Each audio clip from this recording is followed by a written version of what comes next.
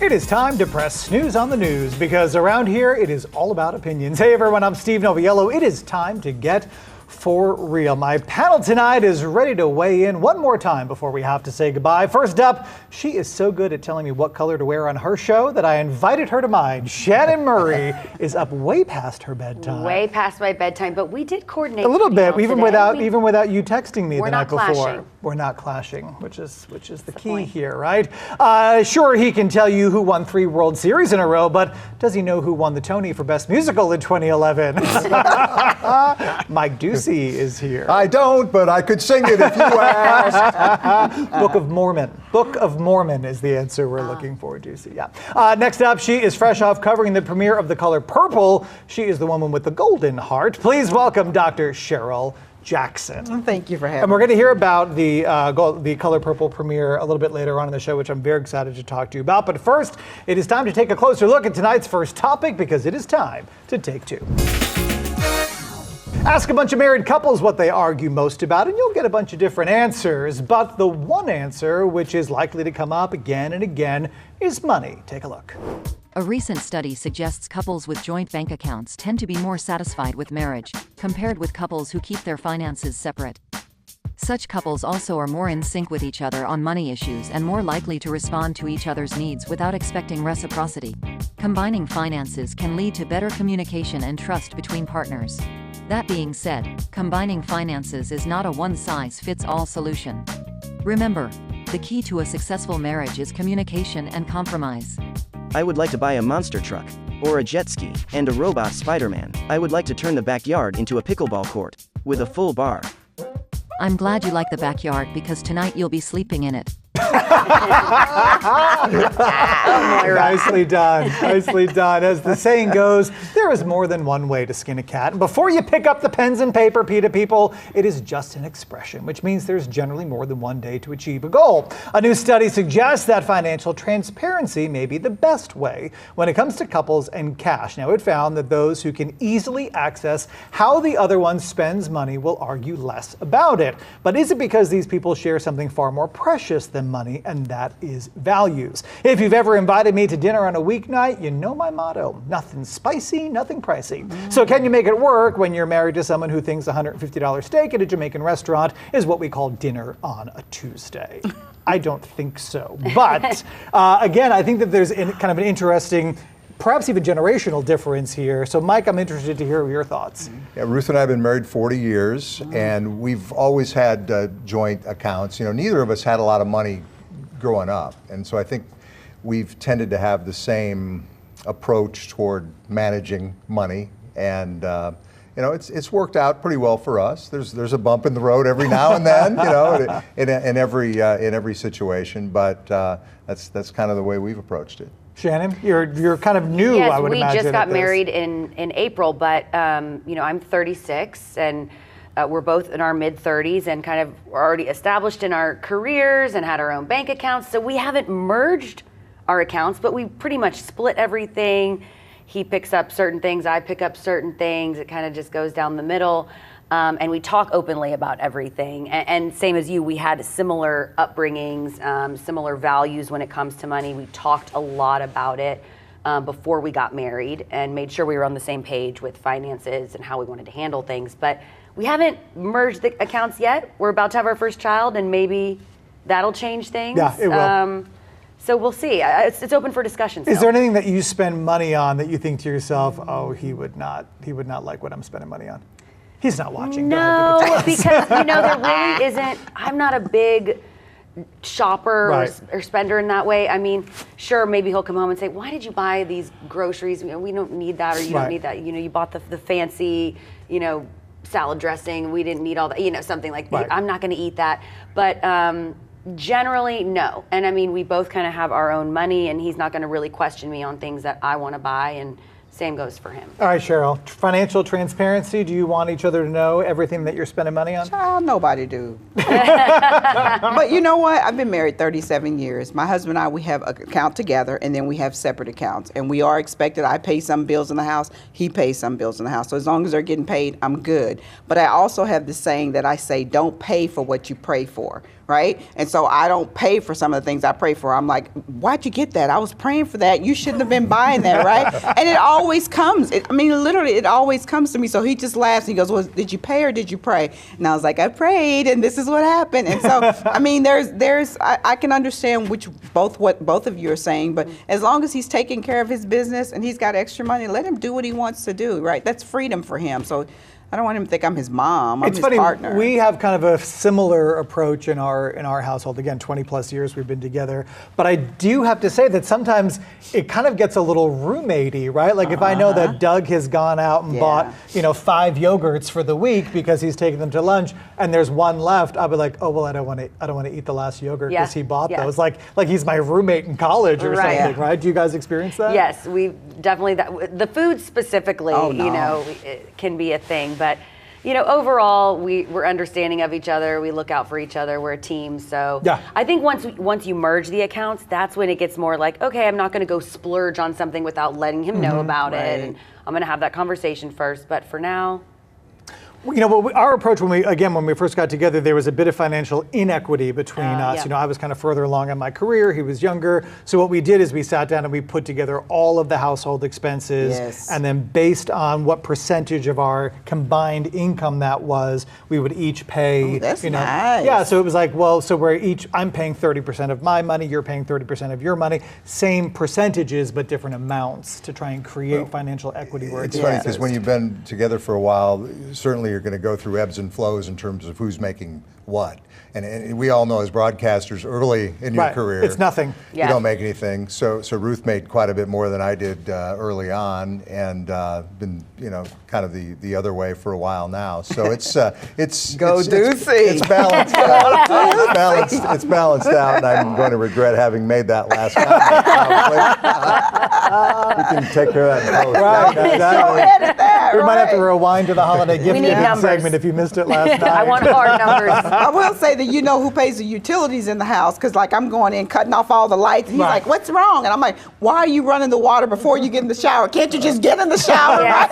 And so that's funny within our house. But in the time of social media now, I'm like, okay, I won't buy anything. I'll become ambassadors for everything that I want to do. And that's what I did. That's what I've been doing, is become an ambassador for Neiman Marcus. I was going to say, who gave you that suit? Yeah, for Keeks handbags. This is Gregory's, Leslie at Gregory's. So your husband says, where'd you get that? You say, it's okay, I'm giving it back. Yeah, I'm giving it back. And, I prayed for it. And I prayed for it. And my friends laugh at me, like, when do you have to take that back? I said, but you have to keep yours, and you paid for it, right? No, I just go in and say their name. I just said their name, and they're going to be happy. My husband's happy, and I'm happy because now I don't pay for anything. Don't pay for what you pray for. Right, words to live by. Coming up after the break, the parents of a 9-year-old are suing Deadspin after they say their son was called a racist. But was he just cheering on the home team? And remember, we want to see you on the panel. Send your text or video comments to our topics tonight, or really any night, to 214-818-9114.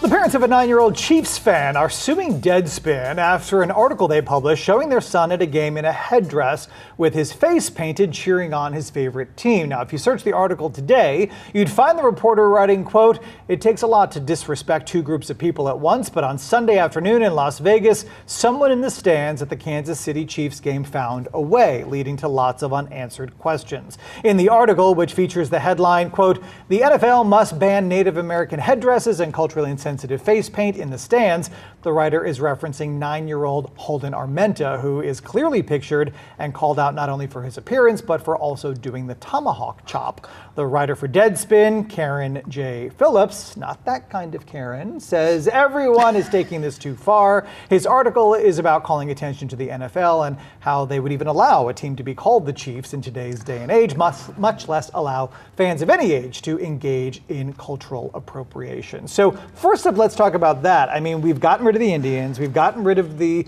Redskins. Why do we have the Chiefs? Is that offensive? I think you could argue that it is, frankly. I've covered sports for a long time, and there was a famous basketball coach at Marquette University named Al McGuire, who went on to be a TV commentator of some note.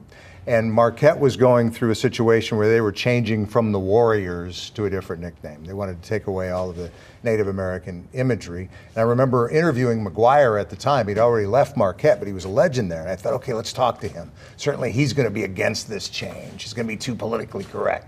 And McGuire looked at me and said, it's a sports nickname. Right. If it offends a race of people, or at least a significant portion of a race of people, why are we worried about making it a sports nickname? Change it. Right. And that's kind of the way I view this too. And I know people will view that as being overly sensitive, as being woke, as being politically correct in a way that's negative. And I respect the Chiefs. I respect the Hunt family that owns the Chiefs, and on and on. But again, it's just the nickname of a team. Well, It's just the and to nickname your of a point, sports Kansas City franchise. has made changes. I mean, that wouldn't have flown at Arrowhead Stadium. If that was a home game, those fans are not allowed to show up in face paint or in headdresses. This was a road game in Las Vegas, which really is the only way that it was possible to begin with. What do you think? Well, I have some Indian in me, so okay. But I love the passion of the Kansas City Chiefs fans. I really do. I wish the Cowboys fans were just as passionate. I almost became a Chief fan because of the passion, right? And so I'm like, I'm on the fence with it, right? I think it's a sport, and it didn't offend me. It doesn't offend me. But if it offends someone else, then that's where I'm like, okay, then let it be. And I think in some ways we've allowed that Native American imagery to be okay in a way that we wouldn't for other races, for other racial stereotypes. Right. And you can imagine, just think about some of the nicknames that could be used when being applied to other races or other ethnicities that would just never be accepted. Sure. Well, Well, that's just Sure. been such a part of popular culture and sports culture for so long that it is accepted still. We've referenced, and Cheryl just did, the tomahawk chop.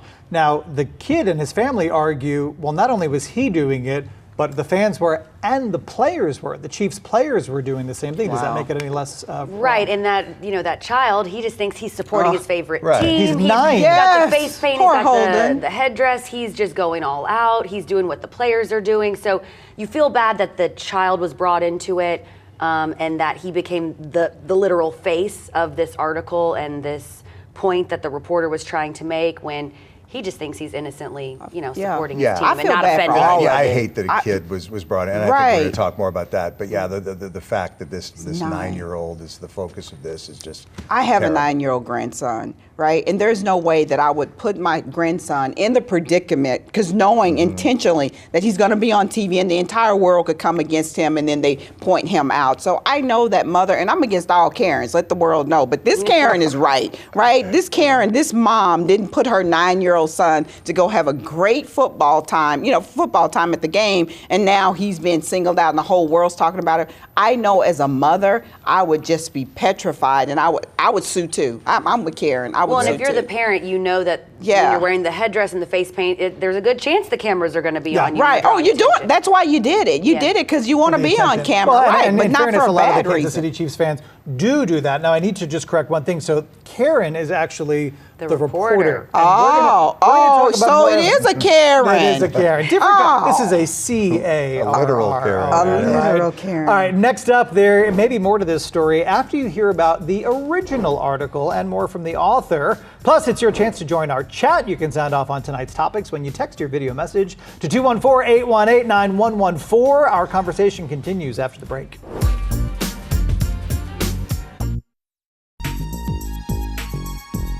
Despite what the De Beers people will have you believe about diamonds, the only thing that truly is forever is the internet. Yes, you can try and give the World Wide Web a worldwide wipe, but much like trying to take pee out of a pool, it is just not possible. So, thanks to the wonders of modern technology, I want everybody to take a look at the original Deadspin article, which has been taken down. So here is the kid pictured. Notice we're showing half of his face, and take a look at the headline. The original headline reads, "The NFL needs to speak out against the Kansas City Chiefs fan in blackface native headdress." And unlike what we shared in the last segment, the first version reads, quote, "It takes a lot to disrespect two groups of people at once, but on Sunday afternoon in Las Vegas, a Kansas City Chiefs fan found a way to hate black people and the Native American at the same time. The image of a Chiefs fan in blackface wearing a Native headdress during a road game leads to so many unanswered questions. The article, of course, describes this kid as being in blackface and shows only one half of his face. The other half was red. Painted red, right? Karen Phillips is the African-American author of that article. And black? It's a male, so Karen is a male African-American. So first, let's start there. As a journalist, do you step aside from this kind of coverage? What do you think? I'll ask you. I mean, first of all, this to me is more of an opinion piece. This is a reporter making a statement saying the Chiefs shouldn't do this or these parents shouldn't do that, and more taking a stance on it. That's not what I do as a news reporter at Fox 4. So no, I don't want to get into that as a reporter. I mean, listen, in full transparency, it's like if you were to ask me to write a story about, gays' right to marriage, I mean, how could I possibly be unbiased about that, or whether or not I think we have the same right? There's no way for me to report on that, right? But it's interesting to me that the language here, I mean, you are telling the world that this 9-year-old is in blackface. Do you think he was? Come on. Well, I'm in blackface right now, okay? Let's just be real with it, right? No, I don't. No, I don't. And how many other black people or journalists saw that and didn't pick up a pen and paper and think the same thing? It's all in your mentality. My parents would always say to me, to the peer, all things appear. If you want to find something, you're going to find something. They were looking for something, and Holden gave them something to write about. His parents gave them something to write about. I do not feel like it. And they only showed that shot. Right now, if I'm sitting there and they only show that shot as a black person, I'm like, what the heck? Exactly. But if you show the entire shot, I'm like, this kid is all in, right? It's a Chiefs fan. They are so passionate about who they are and what they do. And I would have never thought, let me pick up a pen and write about this. Well, but if you show that black side of that face, I'm going to come at you too. It's a classic case of the problem with modern journalism. I sound really old when I say that. Yeah. It's more important to generate attention. It's Yeah. more important to go viral. It's more important to generate clicks. And what gets lost in that is any sort of nuance. In this case, any sort of even rudimentary research that would have shown the entire face of the child and would have changed the entire that part of the approach to the article. It doesn't lose the overarching theme message about whether the Chiefs should be called the Chiefs or not. But again, that was a hook there. That was a hook to try to draw more readers in, that sub-headline about taking a shot at two races at once. Well, and I think that what also is lost here is that words have consequences. I mean, you have just gone on the internet and called a 9-year-old a racist, telling everybody. I mean, that's a bell He's got to go to school, right? He's got to go to school. By the way, the kid is actually part of the Chumash tribe. He is Native American. His grandfather sits on the board. His mom is saying, listen, he's Native American. He was allowed, if anybody should be allowed to wear this. But to your point, Mike, I think the big problem and the discussion is, does modern journalism care more about being provocative than it does care about, being correct? It depends which type of journalism you're talking about, clearly. And more, I do think that is the case. And you can't unring that bell, as you say, but what price do you really have to pay unless, your organization is sued and loses a lot of money? Short of that, you retract it, you say we regret the error. Where, it was more than just an error. It was more than just getting a statistic wrong or some minor fact. I mean, you took a hell of a leap here. Right. And Those as are you said, powerful you can't jump words, back now. right? Yeah. So, by the way, the author of the reporter's comment afterwards, he said, because, by the way, the story has been tagged on Twitter as purposely deceiving.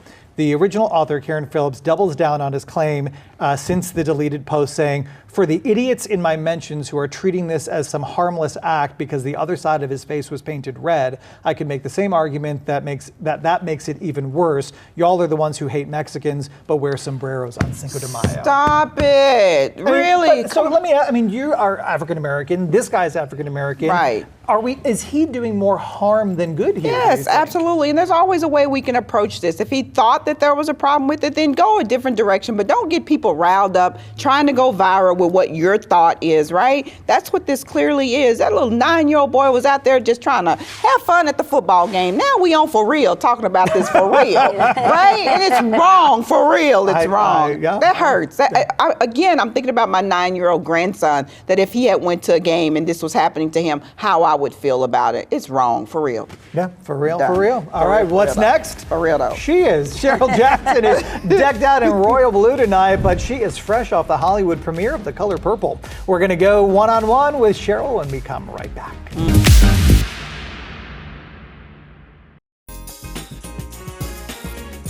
If I had to pick just one point in time to swap spots with Cheryl Jackson, it would have been at the Hollywood premiere of The Color Purple, coming to theaters this Christmas. I was obsessed with this movie. Were you? As a kid. I remember recording the audio on my boombox on a cassette tape so I could listen to it on a flight to California. Back in the day, you didn't download movies, You right? didn't, boy. You were obsessed, I was though, obsessed. Steve. For real. Tell I mean, me I liked everything. it. I mean, everything is everything. Everything was purple, of course, right? From what Oprah Winfrey came out in to Tyler Perry, Steven Spielberg came out, and then it was amazing. I mean, the stars came out for Oprah, and the movie, I mean, Kleenex should have sponsored it, because you're going to need it. Yeah. You're going to need it. We joke about that you always seem to pop up in the strangest of places. How did you get there? I was invited. To, just saying, when you do good things come to good people who do good things, is what I tell people. And, you know, Oprah is a proud sponsor of Minnie's Food Pantry. She calls me every year. But I got an invite from someone else, and she was doing brunch. And then they were showing it at the Oscars, Academy of Motion Pictures. And I'm like, literally, I am walking through going, how did I get invited here, right? I'm waiting for the cops to come take me away, right? But it was just simply amazing to see Oprah and Taraji and Fantasia and all of these celebrities, you know, and they are so passionate. And this movie is just, I mean, if they robbed Miss Winfrey of all her life, she done had to fight. She done showed y'all that, right? Daddy had to fight You my better cousin. tell it, yeah. But she should not have to fight for an Oscar this year. She should not, and neither should Fantasia.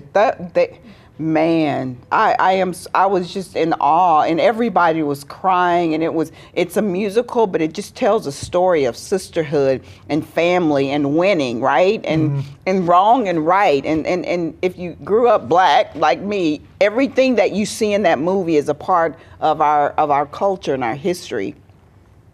And to be able to survive it, right? And to see it on the screen and then celebrate it in the end, I mean, it was